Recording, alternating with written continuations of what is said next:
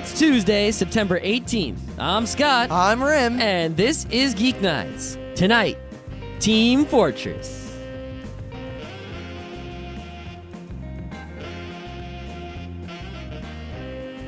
Let's do this.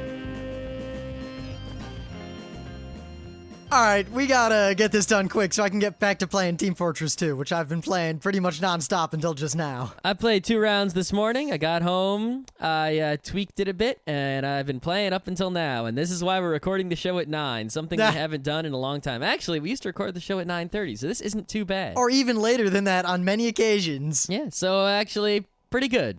All right. Yeah, but Team Fortress 2, I gotta play more.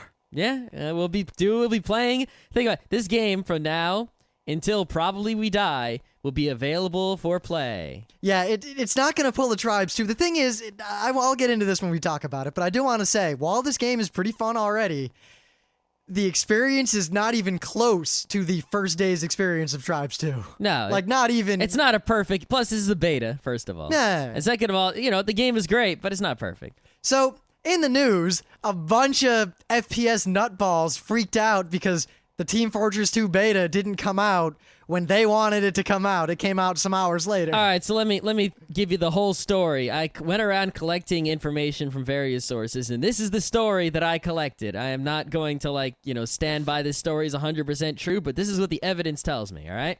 They said they would come out with the beta on Monday, yesterday. And, of course, they're in the Pacific time zone, so we assume it means Monday Pacific time. So, of course, a lot of people are like, they're going to put it out at, midnight Pacific, immediately as soon as the day starts. And that didn't happen. And as the day went on, the game didn't come out. It didn't come out, right?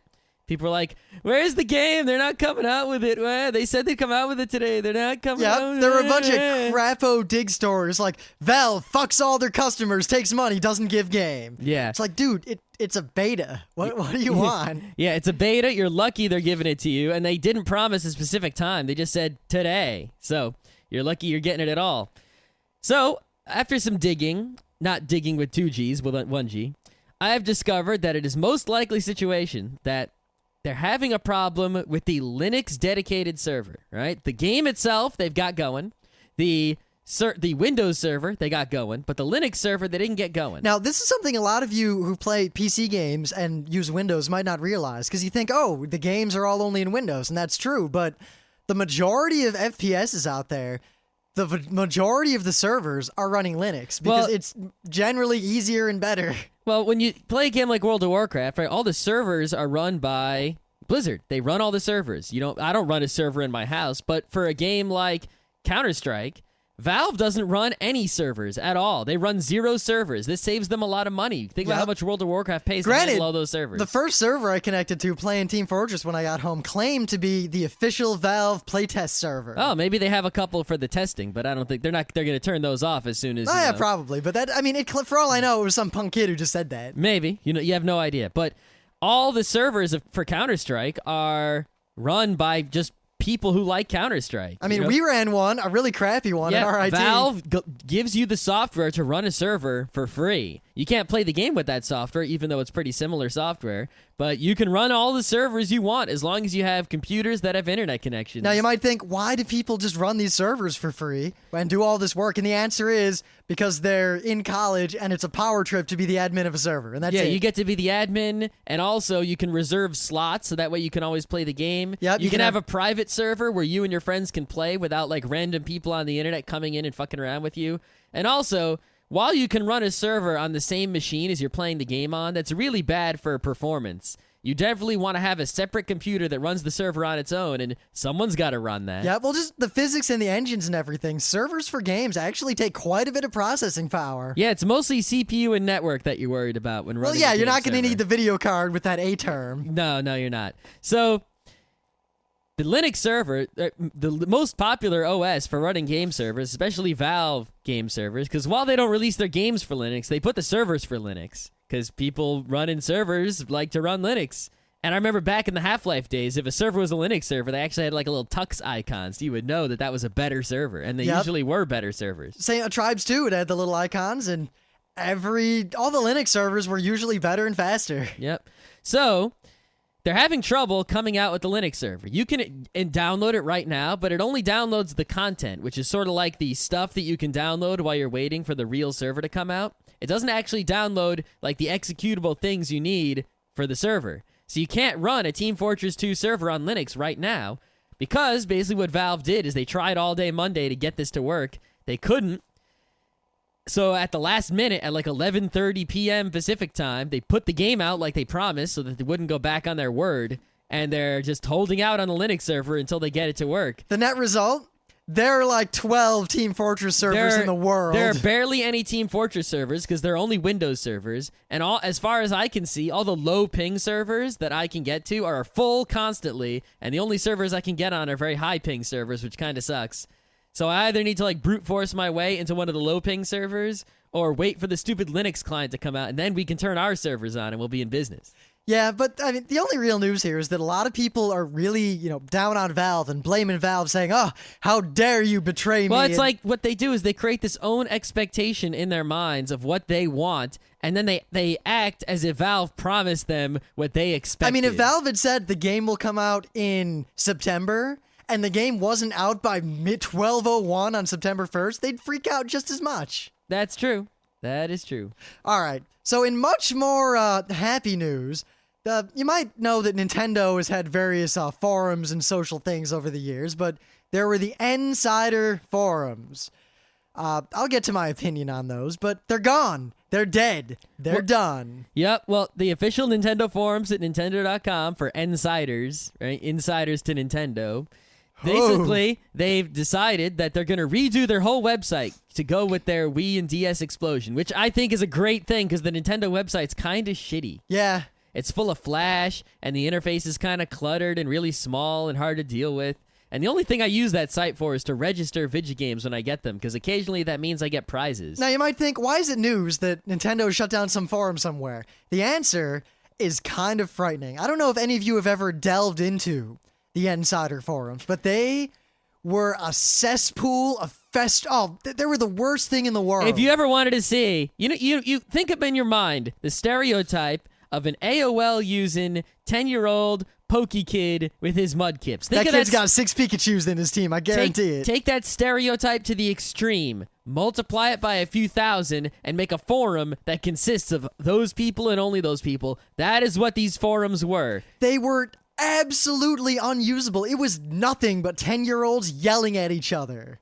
And they were saying, like, some of the dumbest shit you could possibly imagine. Like, imagine when you were in 5th grade. Well, I guess if you're as old as us, imagine when you were in 5th grade. And, like, kids would be saying stuff about Nintendo, like, oh, man's in... I heard Mario 5's coming out. I got a copy, and the copy looked at me. Yeah, I got a super duper Nintendo from Japan. It's coming out next week. I imported it, and I'm playing Super Mario World 4. And there's a secret level, and you can play as...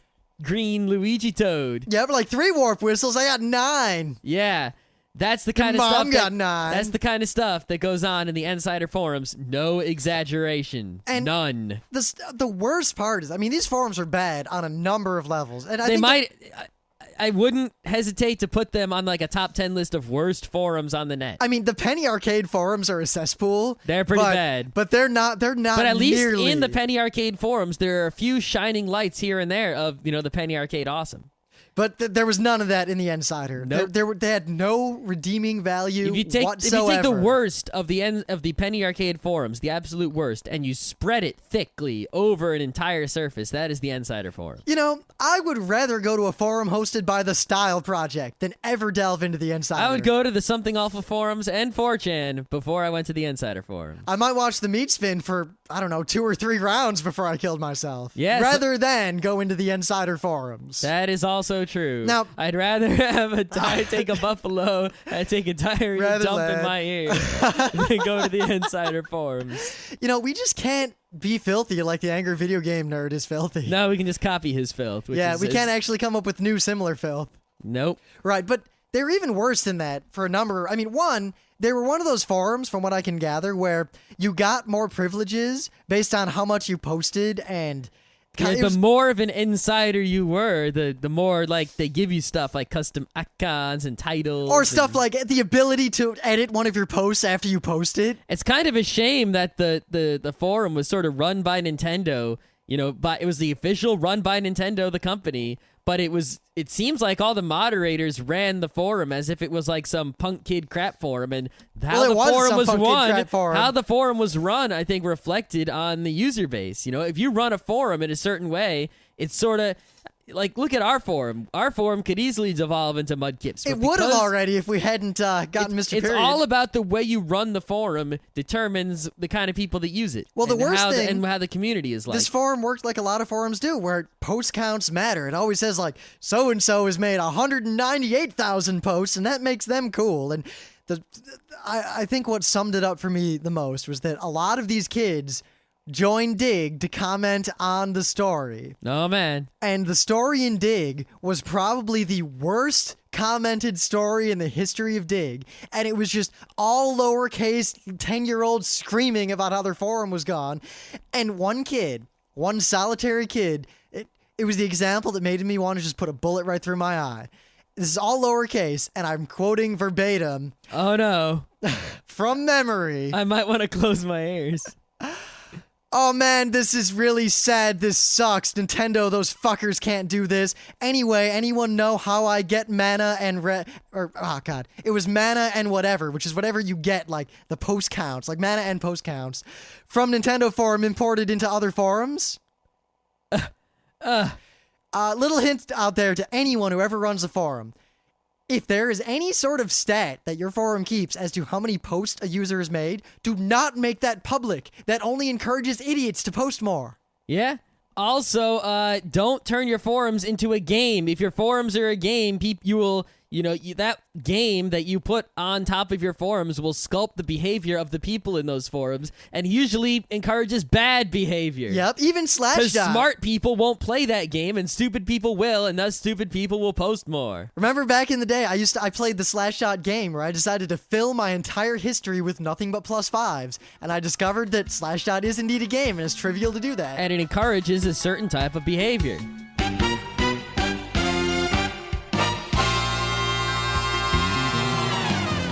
Anyway, enough of that. It's time for Things of the Day. Oh, man. I'm not going to talk about this much, but, there are two kinds of videos of people getting tasered on the internet.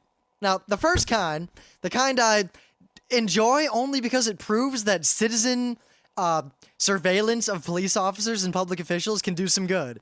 It's when someone who totally doesn't deserve to be tasered gets tasered by some jerk cop. I hate it when there's a video of someone getting tasered who shouldn't have been tasered. I love it because whenever that happens, that means that now there's a record and there's accountability. I know, but I don't like it because I see the video and I just go, it's so painful for me to see like an innocent person getting like police brutality or like jailed when they didn't do anything. But then there's the second kind of video of someone getting tasered on the internet, which this one is. It is when someone totally deserves it. And these videos are characterized by the following thing. The person will be resisting arrest and has already committed some sort of crime. And they get lots of warning. So the funny part, and I crack up every time, is the person's always laying on the ground, like resisting arrest and yelling something crazy. And the police officer tends to just keep saying, "Stop that or I am going to tase you. Stop resisting or I am going to tase you. I am going to tase you if you don't stop resisting." And they'll say this for like a minute or two straight. Just, "I am going to tase you." Loudly, clearly, multiple times. And there's always, when they say it the last time, like, "This is your final warning. I'm going to tase you right now unless you stop resisting arrest." They always have this look like... kind of like that judge with the eyebrow from that forum You can post I tell made. when it's police brutality because, you can just tell looking at someone, especially when there's a video, right? I guess only when there's a video. You look at the video and you can tell immediately that cop was looking for a reason to tase him. He wanted to do it. Or this person didn't want to do it. They had to because the person was going nuts. There's always just the always sigh right before. Yep. Now, the reason I bring this one up is there's a video of it. The video is kind of bad, but you'll see. There was internet outrage about this because look at the police state. Look at how these cops got this protester and tasered him for no good reason. But if you watch the video, one, The guy was obviously a crazy conspiracy nut. He was disrupting a John Kerry thing like super loudly. Yes, he was being disruptive, super disruptive. He was asked to leave, and the police had already been called. He refused to leave, so the security guards... Here's the thing, right? He's like, what did I do? What did I do? And if you don't really pay attention, you think, oh, this guy just got up, even if he said crazy batshit, even twice as crazy as the batshit he said, right? Going up and asking a crazy batshit question is not enough to get you tased or arrested or anything. Yeah, I mean, I didn't get tased when I asked Magic Johnson if he remembered working with Captain Lou Albano in the Super Mario Brothers He could have gone Show. up to that microphone and said, hibbity jibbity jibbity jibbity jibbity. And that's not enough. I believe you meant hibbity hobbity jibbity jubbity. Anyway, if he goes up and says that, that's not, and they just tased him for saying that, that's not cool. The thing here is that they came up to him and they said they asked him to leave. You can be asked to leave. This wasn't like public property. This was like an event. They can ask anyone to leave. Yeah, but if you don't leave, you're now trespassing. Which means they can arrest you for trespassing and such. The funniest part... And as soon as you resist that arrest, game over. Because while the cop is saying it, you can't hear it too clearly just because of the video, but... The moment when the police take the guy down, he starts yelling like, "What? Aren't you somebody help me? Aren't you seeing this?" And as soon as the cops actually get him to the ground, the crowd cheers because they shut him up. Yeah, this one guy, I think there was one applause from one other conspiracy nut in the audience, and you can tell John Kerry is just like, oh, God, this is... He handled it well, because at the end he's like, well, I'll answer the young gentleman's question anyway. Yeah, I mean, like, if I was John Kerry, I probably would have handled it in a similar fashion, like being all groany, like, oh, God, this... And then being like, all right, I'll answer your question, you conspiracy nut. Too bad you're not here to hear it, but... Yeah. So...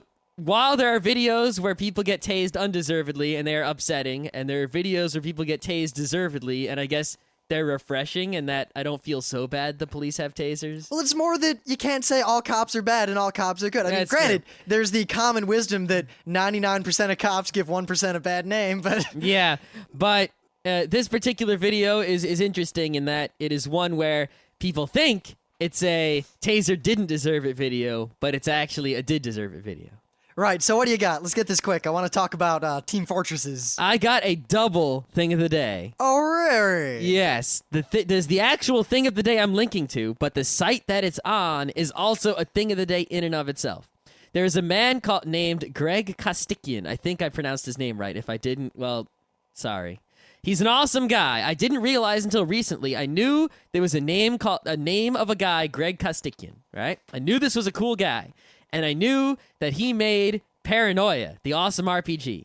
I knew there was another guy who made this independent video game thing called Manifesto Games, right? I didn't realize it was the same guy. This guy is like 3 times as awesome as I thought he was before. Like, I used to think there were like 2 or 3 awesome guys. They were actually all the same guy doing the same. So this guy's super awesome. And he has this new blog called Play This Thing. And the blog sort of works where people suggest games, video games, role-playing games, all sorts of indie, free, cheapish games of all sorts. Mostly indie, shareware, freeware-ish PC games for Windows and Mac. I haven't seen too many Linuxes on there, but I guess there might be 1 or 2. And he writes a little blog post about them, and 90% of them are shit awesome. So that's this blog. That's the first thing of the day. The second thing of the day is this particular game that he has suggested called Dokutsu Monogatari, which is also called Cave Story. Uh-huh. Yes, it is a Japanese sort of platformy, shooty-ish, Metroid, not really so much Metroid, RPG-ish game. And you can get this PC, English translation. It's totally free. You can also play it on the Mac, English or Japanese. And I've been playing it, and it's pretty awesome game. It's one of those games that's sort of like one of those games that's sort of like an underground Japanese video game in a way. But now it's in English, and the translation's really good, and the game just works, and it's really fun. The only thing is I think you kind of have to play it with your keyboard. I couldn't find out how to play it with a gamepad so much. Even though that might be possible, I just haven't found out how yet. So this game is worth playing if you are cheap, have a PC, can't afford to play any other games, and you're looking for a game to play. This game is pretty cool. The coolest thing about the game is that The graphics are like done in an old school 8-bit styling, sort of like a Commander Keen kind of thing. But they use like modern, it's 32-bit color with like alpha blending and all sorts of stuff. So it's this really cool look to the game. And I really like those kind of nouveau retro games. yeah, and the game otherwise is really cool and has some really cool mechanics that I've never seen in any other games before. Like any weapon, you can collect these things to level the weapon up to level 3, but getting hit while a weapon is out reduces the level of the weapon. So, and you got all these different weapons to switch between. A lot of games do things like that. I don't know. It's pretty cool. I like it. I mean, how many shooters where you level up the weapon, you get hit, and the weapon weakens or goes away or changes? But yeah, this game is cool. It has a cool plot. Play it. So, speaking of cool games, Team Fortress 2 is out. And the beta is out. Yeah, well, effectively the game is out. I'm sure there are going to be a lot of changes, but... And there's a lot of bugs already. Yeah, I really want to give my impressions of the game, and we're going to, kind of early review it. We'll review it in depth as it goes on. We'll keep talking about the beta. We're reviewing a beta, too, so, you know, take that as what you will. But we realized that a lot of people, particularly after I tried to play some Fortress Forever last weekend, and learned that most people out there never actually played most of the games that led up to Team Fortress 2. And most people don't even really know like what the deal is with Team Fortress or why it's significant or popular or why it... There's a lot of people out there who are like, Team Fortress 2, where's Team Fortress 1? Dude. I mean, I'll say it as really simply, and then we'll go into the history. If you think the Team Fortress Classic was the original, you are sadly mistaken. Team Fortress Classic, in my opinion, well, we might talk about this. I agree mostly with Rim on this. I am of the mind that Team Fortress Classic is the absolute worst implementation of Team Fortress on any platform. Name a worse one. It's the worst one that I know of. There could be a worse one out there. All right, well, It's the worst major one. To its credit, I never bothered with the Unreal-based ones, but all the people I knew who played them hated them. I don't know why they played them, but they hated them while they played them. Yep. I do want to say though, in the defense of Team Fortress Classic, that the hunted mode is okay. It is actually. I enjoyed the hunted mode, but the actual the game, capture the flag mode sucks. So Team Fortress actually began like right as I was going into high school. It was like 1996. Yeah. And a couple of guys wrote a mod for Quake 1. Quake 1. Now, get this, right? You had Wolfenstein 3D, no multiplayer. Doom 1 and Doom 2 and all the other Dooms, they had some multiplayer going on, but it was all deathmatch or co-op beat the game together. There was no team play. There was no objective play. It was just either multiplayer deathmatch, every man for themselves, who gets the most kills, instantly respawn, the simplest, most bare-bones gameplay mode you can imagine, or beat the game with some friends' help. Quake 1 came around, and, Doom you could mod, but Quake 1 you could mod, like, much more significantly than any other game previous. I mean, there was Duke Nukem 3D, but you couldn't really mod that game. I mean, Quake 2 was similarly moddable. I think the point is more that Quake 1 was the first game that really was moddable, accessibly to people. First FPS, anyway. That was also multiplayer and able to be played online. Because, I mean, Doom was super moddable. I made mods for Doom and Doom 2 and but all that. You couldn't really mod multiplayer games in a significant way. You could like make a map and you could change some weapons and you could change some bad guys. Actually, someone made a really good Rocket Soccer team mod for Doom. Wow, that's crazy. I actually played it. It was pretty fun. Most of the mods are like Barney Doom. But yeah. Anyway, the thing about Team Fortress that was so significant, there were a lot of things significant about it, but not only was it like the first major mod for Quake 1, it was the first major multiplayer team FPS mod ever that was significant. I mean, there might have been like one here or there, but no one played them, and I can't find any evidence to even suggest any existed, but they might have. This was the one that was played by actual humans a lot. Yeah, I mean, it might have even been the first one. The only reason I'm not saying it definitely was is because I don't have any evidence that there, were or were not any others before it. Now, there is the history of Team Fortress itself and the evolution of this original game and the iterations, and eventually there was Mega Team Fortress, which, in my opinion, is the second best implementation of a Team Fortress game ever. Yep.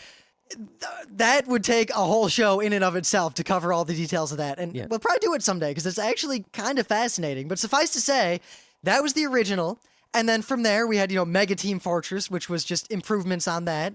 And then there was Quake 2, and there was the Weapons Factory mod, which was like the super, super complex version of the same basic concept. There were also lots of similar mods that weren't called Team Fortress. For like, there was just Capture the Flag for Quake 1 and just Capture the Flag for Quake 2, which were team FPSs where you sort of did a similar thing to Team Fortress.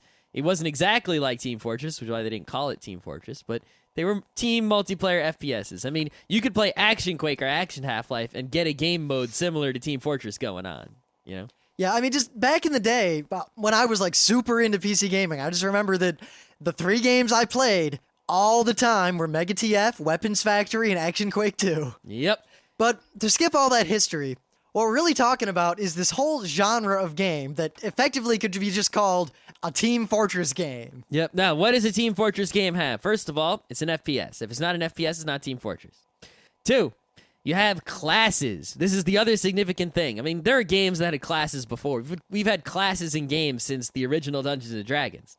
But classes in an FPS where you start the game and you choose a class, and depending on the class you choose, you'll have a wildly different set of weapons available to you. I mean, think about it. In the Doom multiplayer, everyone had the same weapons. Pistol, shotgun, rocket launcher, plasma, BFG, whatever. Chain gun. Now there was an FPS where everyone had different weapons. You know, it was your flamethrower versus my rocket launcher versus his shotgun versus his machine gun versus his laser. And that was pretty significant. And the real fun part of these games was just that it was team-based, and because of these classes, and because there was an objective, it wasn't just kill the other people, it was get in there, get that flag, get it back without them getting your flag. The game took on this kind of life of its own and new modes of gameplay. I mean, the idea that you could play an FPS multiplayer where you were going to sit in the base and defend the ramp room that leads up to the flag, and that was what you were going to do. You weren't going to attack anyone. You were going to go to try to kill anyone. You were just going to not let anyone past a certain point.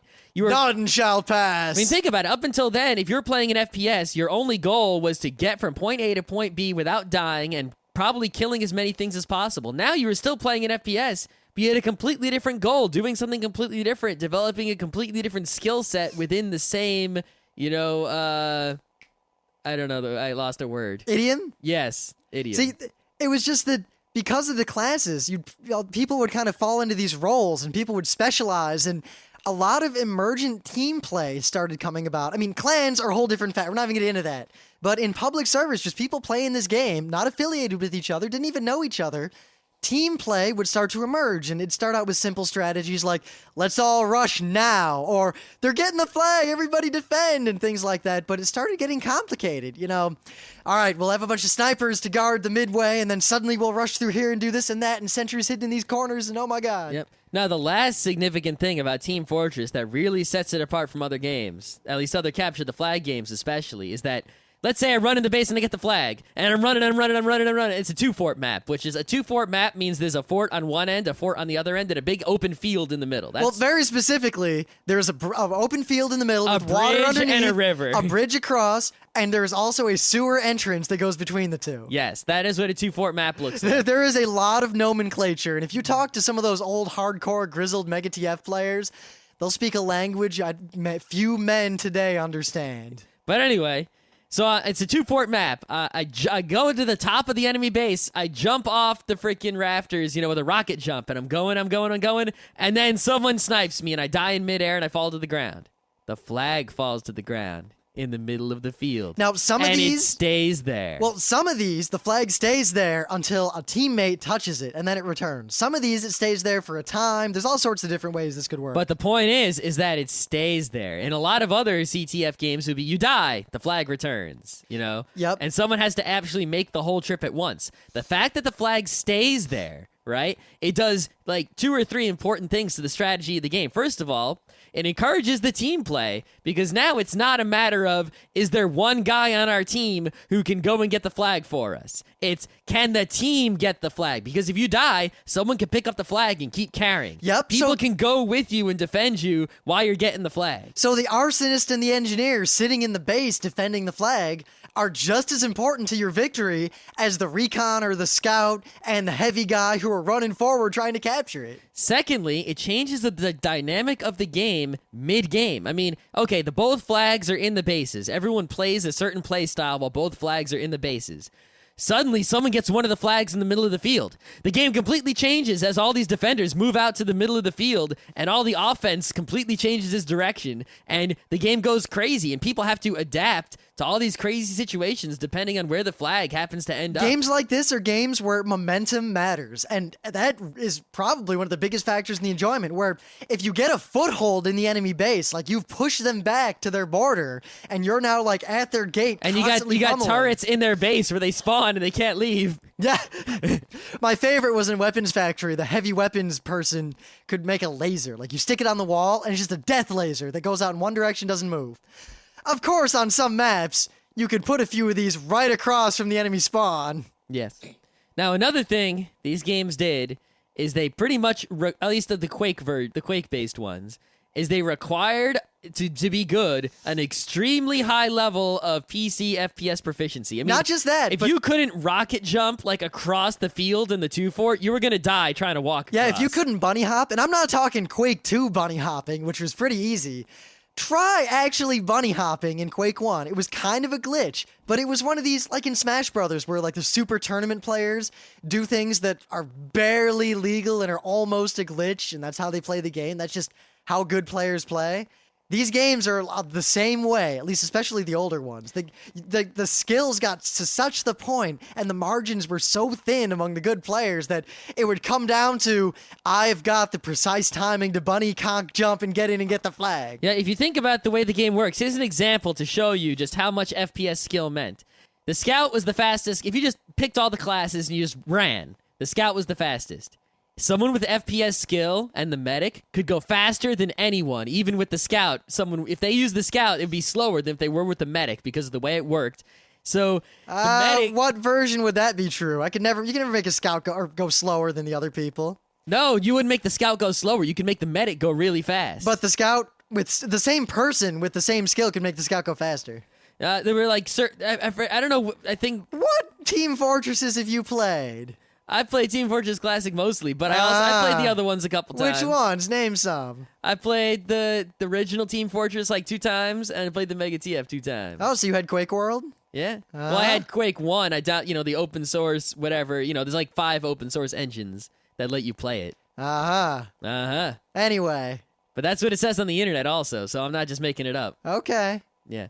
Regardless, that's the way this kind of game was, is that your FPS skill could go above and beyond and take you to a higher level. The skills that were required, not just skills in terms of FPS, but in terms of you had to understand the game and understand the mod. And it was actually super complicated to play some of these because you had to Weapons Factory was twice as complicated. God, Weapons Factory. You had to bind a million keys to a million different things, and every class had like a bunch of different kinds of grenades that were all specialized and different weapons. And you needed to set up scripts for a lot of these games so that you could, shoot your pistol in your left hand, but then throw a grenade and without having to switch weapons, throw a grenade, switch weapons. Well, that was specific to the fact that Mega TF and the other games, grenades were offhand. You could just throw a grenade while you had your gun out.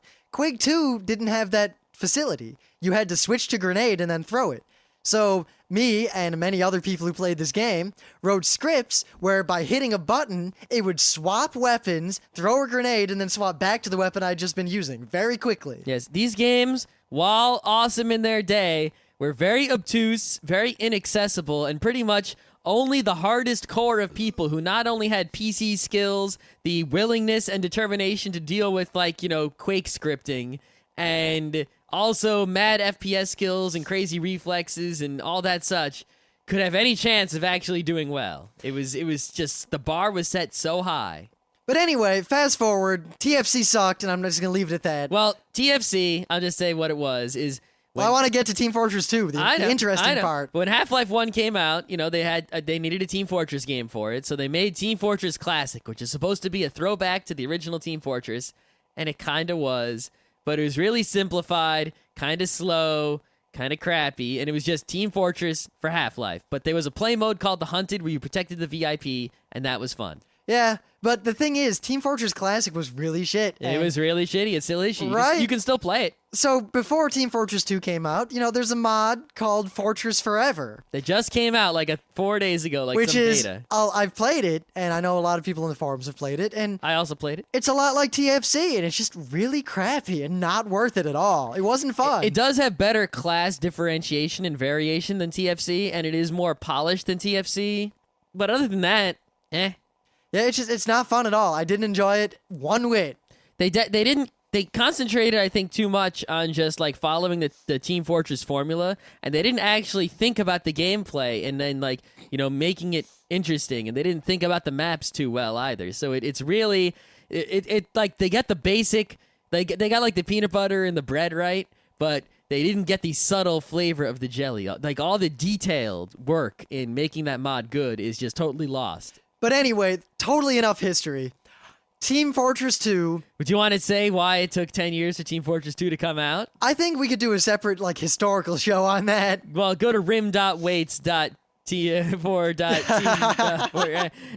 Basically, they kept promising that Team Fortress 2 would come out. The guys who made the original Team Fortress made a company. They said they were going to make Team Fortress 2. I think everyone on the internet knows this. We've talked about this several times. Valve said they were going to make Team Fortress 2. I think we can skip it. And finally, I think we can skip it. They made I think we can skip it. I think you just anxious to talk about something else. Well, I think part of it, we've talked about this before more than once. It took 10 years. Yeah. And the game finally came out, I guess, last night. Well, it's the beta came out last night after 10 years. So, initial impressions, it's fun. Well, let's talk about the visual style first, because that's the one arena where I don't think anyone can complain. Well, the first time I ever saw the visual style, right, I was like, what the fuck? What are they doing? And then the second time I saw it, I was like, that's the awesome. That is exact. The visual style, while I usually don't care about the graphics in games, and I still don't, the point in this game is that the aesthetic, the way the aesthetics are in Team Fortress 2 is a visual representation of the style of gameplay and the attitude of the gameplay that the game has. Yeah, we've actually talked about that too on the show. If you wanted the example, I watched, I believe, the trailer number 2 to Team Fortress 2, which exemplifies everything that should be in a good Team Fortress style game. Yeah. And if you watch the video to a certain point, the music changes, and that was the moment when I had a nerdgasm and decided that I would do anything to have this game. Yeah, I mean, Team Fortress 1 had the same feel in the play, but it looked like Quake 1. Weapons Factory had the same feel in the gameplay, but it looked like Quake 2. Team Fortress Classic, feel, gameplay, same, I guess, but crappy, but it looked like Half-Life. This looks the way it feels, and that is awesome. Yes, because it meant to me that the people making this game know what's important.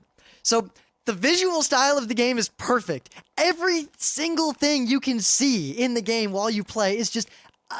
I can't see anything they could improve. Yeah, looking at the game makes me feel like I'm playing it. And that means that the people making the game, they have the same idea about what the game should feel like that I do, which is, it can't get better than that. The characters' facial expressions are right. The engineer looks down and everyone just looks perfect at whatever they're doing.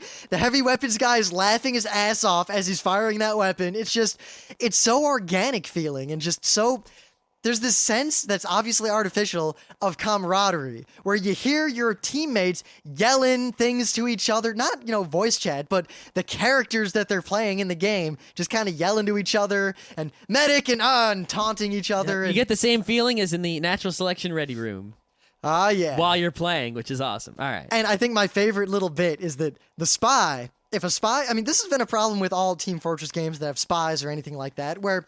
It's hard to not shoot at spies on your own team. Yep. In this game, if a spy is on your team disguised as an enemy, he still looks like a spy from your team, but he has a paper mask over his face with the face of the enemy drawn on it. Yep. But if it's an enemy, it looks just like their engineer. Yeah, they figured out all sorts of, within the game, like I said, the old Team Fortress games were very inaccessible to normal people. They have polished the interface of this game in the audio and the video. They added visual cues and the controls, pretty much in every aspect, so that there is all the problems of a Team Fortress game that make it inaccessible or difficult to figure out are totally gone. Like, it used to be like, for example, Fortress Forever, right? You want to cloak. You push a button. It says you are now cloaking, and then a few seconds later, it says you are now cloaked down in the chat area. That's it. You have no indication of whether you're cloaked or not anymore, or how cloaked you are. In this one, you push one button.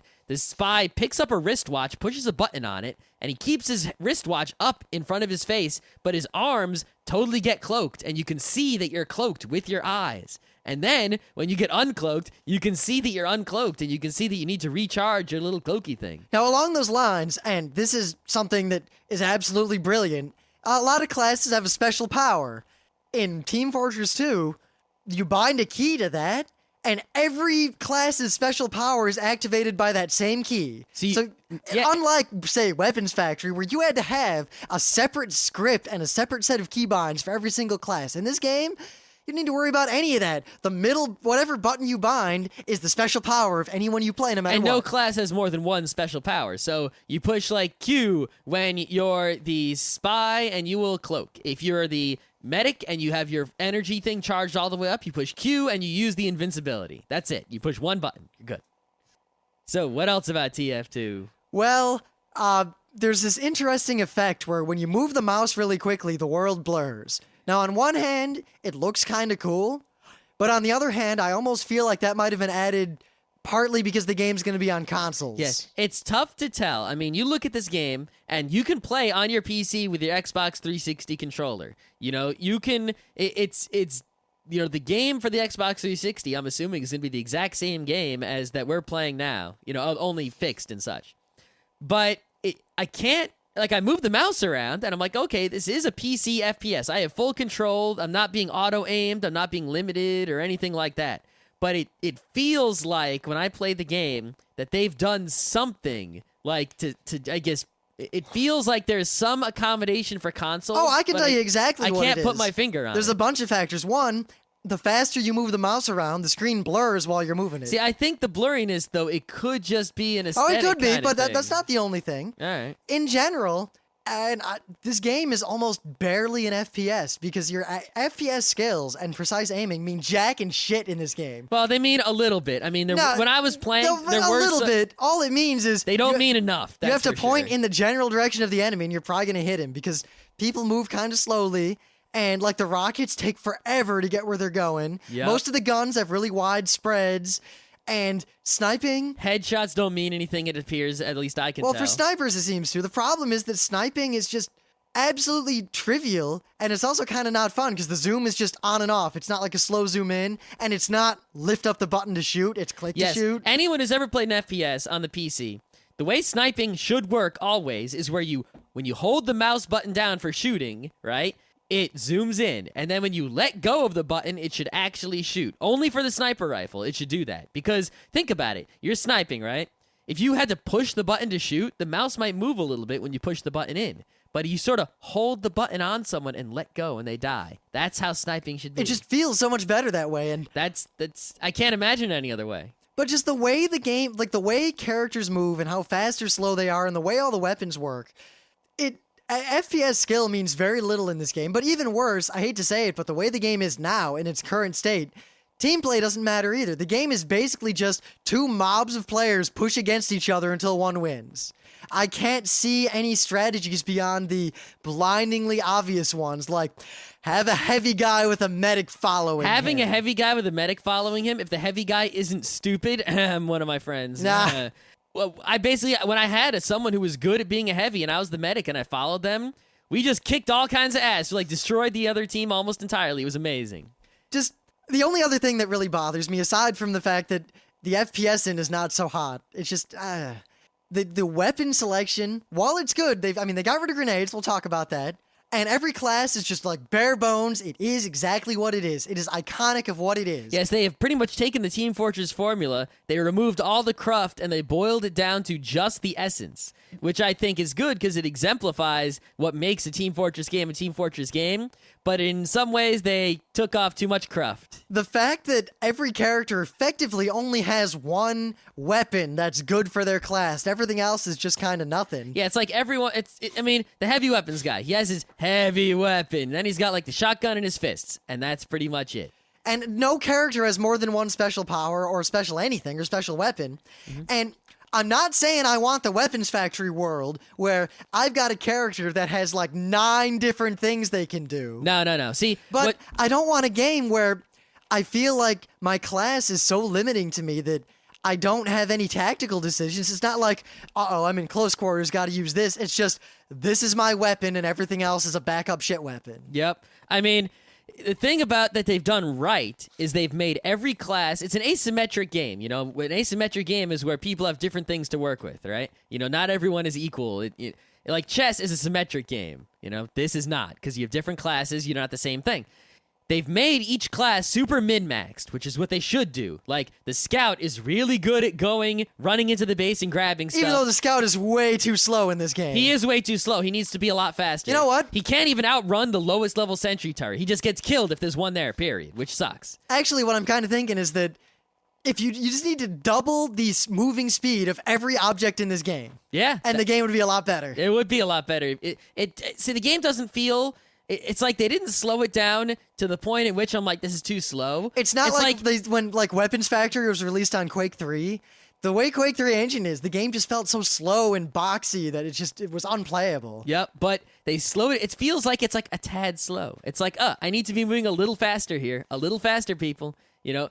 But the scout is super fast, but that's what he is. He's super fast and he can double jump, and he's super good at that. But he's super weak in actually fighting. Now, that's fine, but just if I feel like every class needs one more special power. Yep, like the heavy guy. He's super good at just mowing people down, and he is super good at not dying because he has lots of health. But he moves really slow. That's right. That's his min and his max. He's max at killing a lot of guys and defending your base from like an onslaught of enemies and doing a lot of damage, taking a lot of hits. And he's min at doing anything else that requires moving or dodging or anything. See, now his only weapon is the heavy machine gun. They could give him another heavy weapon. For gameplay purposes, that could be fine. The problem is that it actually gets uninteresting really quick because you don't have any options. And your only option, if you get bored with using that one weapon, is to play a different class. Yeah, I mean, I was changing classes a lot just because it got really uninteresting to play the class I was playing. But also, depending on the situation in the game, I would change classes as opposed to sticking with one class and changing my strategy because they've min-maxed them. So, which is good because it makes the game interesting, but they've boiled them down to where they only have one, thing they can do. So you have to change classes when you want to do something differently rather than having another option in how you can play. Now, this ties in with another issue that there's been a lot of quote-unquote controversy on the internet. No one has grenades in this game, with the exception of the demo man. His power is he has grenades. Yeah. Now, if you've played Team Fortress games before, pretty much everyone had grenades all over the place. Now, the reason for that is actually pretty interesting. All these old games were mods of existing games.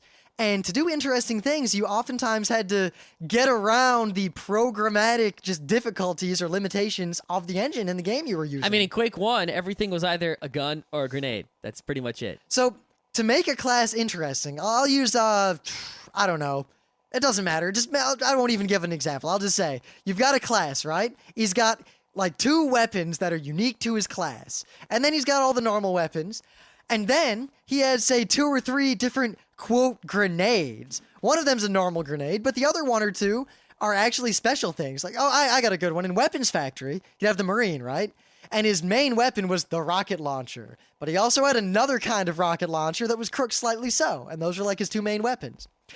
He also had one kind of grenade, I forget what it did, and another kind of grenade, which was actually a little floating turret. And you threw it, and it made a little turret that floated there for 2 minutes. Mm-hmm. And this was a way to super differentiate all the classes. So each class would have a bunch of different kinds of grenades that were all unique to that class and gave you a bunch of tactical options in that class. And in addition, you had 1 or 2 unique weapons or special weapons for that class. So each class was very versatile within the scope of what it could do or what it was supposed to do. And I think a good Team Fortress game should kind of mix the two. Boil it down, but at the same time, don't boil it down too much. You got to have a bunch of tactical options, but not so many tactical options that you start overlapping other classes. Yes, you look at something like Fortress Forever, right? And they pretty much gave grenades to everybody. Yeah, everyone had piles of grenades. Everyone has a normal grenade and a special grenade. Now, the special grenade is fine because I think that adds a lot to the game. Yeah, it's like, ooh, I'm the engineer. I have a special, like, engineer grenade that does something special. And But everyone also had just a normal grenade. And what that does is it sort of removes the differentiation between the classes because now everyone can make things explode. So normally, in Team Fortress 2, if you're, let's say, an engineer, you build a turret. Well, normally someone needs a grenade to blow up that turret or to really screw with you. So they call in the demo man or maybe the soldier with his rockets. But like a scout really can't take you out because you have turret there. What's he going to do about it? But in Fortress Forever, the scout can just throw a grenade over there because everyone has grenades. Another engineer can just throw a grenade over there. Yeah. Granted, Fortress Forever is a really shitty game. It is really shitty, but that's what I'm comparing the good and the shit, you know? Yeah. Is that giving everyone grenades removes the differentiation between the classes so that there's no reason to pick one over the other. Whereas Team Fortress 2 has super differentiation, which is good, but they've also, the classes are so narrow in their purpose that you have to keep changing them to do anything different at all. So the end result is that the game is fun, but it definitely has a lot left to be desired, and I hope they change a lot of things. Because in the end, all right, the characters all move really, really slowly, and as a result, FPS skills don't actually matter that much. In addition, you don't have any options with classes other than the basic weapon, and as a result, you don't have any strategies except the absolutely basic, obvious ones. And the end result of all of that is that the game just ends up being lines of people kind of throwing themselves at each other, and there's no interesting duels, there's no interesting rocket fights. It's all really kind of milquetoast. I think it'll end up being if the game will boil down to where people execute the same really simple strategies over and over again. It's just a matter of who can execute them faster and better. I mean, the argument for old games, because a lot of this kind of thing would happen in pubs and even other Team Fortress kind of games, the argument was, yeah, but skilled players, they play a real game. They use actual strategies. Even if I had full control over everyone on my team, there's no interesting strategy worth a dick so far. Yeah, at least that I can tell. I mean, no, there isn't, because the only strategies they kind of even tell you, like, use these classes for offense, use these for defense, use these for support, It's kind of like, all right, and you do that, and that's pretty much the best you can do. Have your engineers and your heavies and, stuff, and stay around your base defending with your medics on your heavies. And then, maybe an engineer goes and does the teleporter thing so you can get to the enemy base. Then rush in with, like, the scouts and the pyros and the soldiers to go and try and get the flag. There's just, the game, like I said before, is barely an FPS, and it's barely a Team Fortress game. It has everything going for it, it's not there yet. Nope. I seriously think all they need to do is give every single class one more thing that is unique to that class. And well, maybe not the engineer. The engineer has, because he has the teleporters and the turrets and the shotgun. I think the engineer has enough, but I don't think every other class needs something else. The spy, I think, is okay too, but everything else needs to be. Yeah, the spy is actually like the most well-done spy ever, I must say. The spy is like super awesome. It's better than any spy in any Team Fortress game ever. Like, for example, the sniper, right? He's awesome at long range, right? That's his strength. So he has the sniper rifle. Give him another long range weapon, maybe like, I don't know, a crossbow or something, right? Some other sort of, maybe like a rapid fire long range weapon of some sort. Or like a railgun or a laser painter or something. Yeah, give him something that, doesn't make him, like every other class, that doesn't even the tables and say, oh, I might as well be a sniper, because the sniper still has to be super weak at close range and super strong at long range. Just give him something else to do even at long range. A shot, like a special little shot that's like the sniper. You don't have as many bullets with it, but you shoot it, and it goes out, and when it hits a wall or something, it has a little bit of shrapnel that goes to the sides to get people around corners a little bit. Yeah, something. Just something like that. Anything. Just I can't think of anything specifically that would be really good. Yeah, or like the long-range attack. The Marine guy, just give him another kind of rocket, like maybe a laser-guided and a normal. Yeah, give him, like, you could also give the Marine guy, like, some sort of, like, shorter range, because the rockets are good at long and short range, Also, make the rockets faster, because the rockets are really slow. Well, the whole game's too slow, and I think that is the game's biggest failing, that the characters move way too slow, the guns move way too slow, the gameplay is way too slow, and it removes a lot of the skill from the equation. Yeah, because now if you have super slow reaction times, you can beat the people with really fast reaction times. That's sort of the main thing in an FPS. I mean, like, I could probably kill Fatality in this game, even though his reaction time is like 10,000 times better Now, you than might mine. say, oh, Rim and Scott, you're just being overly critical of a not super complicated game. And No, this game is great. It's just not perfect. Well, no, what I'm saying is that there's evidence that everything we've said is true, in that from what I've seen, most games end in a stalemate. Yeah. And they go to sudden death, and they end in a the stalemate. sudden death, I gotta say, is actually really cool. It depends, because the sudden death still has a time limit. And It does. If that expires, then, everybody loses, play again. Yeah, I think that the sudden death is a cool idea, because what they do is they say, all right, this game has gone on long enough. We don't want to sit here for hours and hours just, playing and doing, no one's getting anywhere. We're going to say no one can respawn now. Everyone respawns at the beginning of the map. Everything's reset. And if you die, you're dead now. It's like Counter-Strike, right? And then we'll see who wins. So that's pretty cool. Nah, it doesn't really work, because the real strategy there then is... Don't die. No, super camp your base as a group and defend and hope the other team's stupid enough to attack. Because that way, worst case scenario, it ends in a draw. Best case scenario, they attack you and die. The other thing is, I think there shouldn't be a time limit on the sudden death. Right? No, because then both teams just camp until one team gets sick of it and dies. Maybe. The other thing about the sudden death is that if you die early in the sudden death, let's say you're going to be brave, you're going to go be like the sniper in sudden death. That's probably why they have the timer in it, too. Yeah. You die right away, and now you have to sit there and wait. Now, waiting in Counter-Strike isn't so bad, because a round of Counter-Strike lasts at most, 5 minutes? Waiting in the sudden death can really suck. It only lasts like a couple minutes. It's not a big deal. Yeah, it's still kind of bleh to sit there and... I mean, in Counter-Strike, you expect that when you die, you're dead, and then another round will start soon. In Team Fortress, you've been respawning the whole game, and now suddenly you're sitting there not doing anything, and it's pretty boring and annoying. I just feel like without some fundamental changes to gameplay, the game has a very, very, very low skill cap, and everyone who has any talent or skill or practices at all is going to maximize their skill in relatively short order. In fact, I think they're already optimal players at this game. I think there are too. There was a guy named Scruffy. He was the soldier, and he was owning everybody, and I think he figured it out. And there's not much to figure out. I mean, nope. Oh well. I mean, the only reason I'm not disappointed is because it's a beta, and I'm sure they're going to make a lot of changes before the game actually comes out.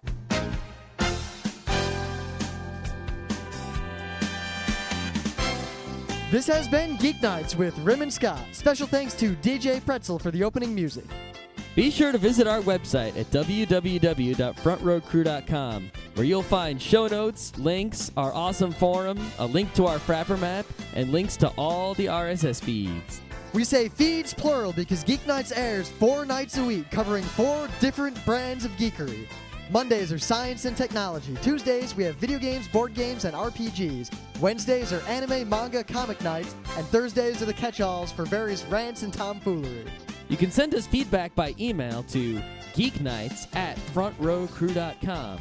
Or you can send audio feedback via Odeo. Just click the link that says Send Me an Audio on the right side of our website. If you like what you hear, you can catch the last 100 episodes in iTunes or in your favorite podcatcher. For the complete archives, visit the website, which has everything. Geeknights is distributed under a Creative Commons Attribution Non-Commercial Share-alike 2.5 license. This means you can do whatever you want with it as long as you give us credit, don't make money, and share it in kind. Geeknights is recorded live with no studio and no audience. But unlike those other late shows, it's actually recorded at night.